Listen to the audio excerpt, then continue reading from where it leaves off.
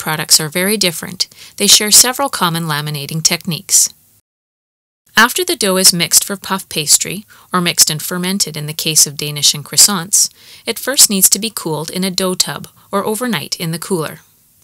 After cooling, the dough is pinned out, covered, and placed in the freezer from anywhere from 30 minutes to 1 hour. If you are using butter as your fat, plasticizing the butter takes place while the dough is cooling in the freezer. For some applications, the butter is removed from the cooler and immediately plasticized by pounding with a rolling pin.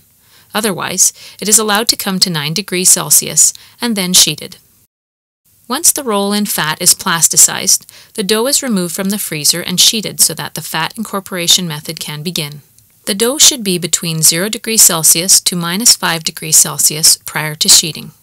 The French method of fat incorporation involves preparing the fat to cover half of the dough, where the English method has the fat covering 2/3 of the dough.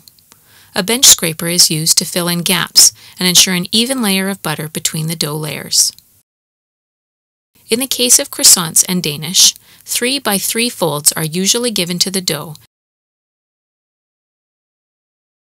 and in the case of puff pastry, these are replaced by 4 book folds. The total layers of fat and dough can range from 48 to 1200, depending on the laminating sequences used and the product required. Many variations are used depending upon how thick or thin you want the layers to be. Croissant and Danish doughs are yeasted, where puff pastry is non-yeasted. In the case of puff pastry, all the leavening action comes exclusively from the laminating. With Danish and croissants, there are less layers and some of the leavening comes from yeast. The lift from the laminating is primarily from the conversion of water to steam through the baking process, the fat keeping the layers separated.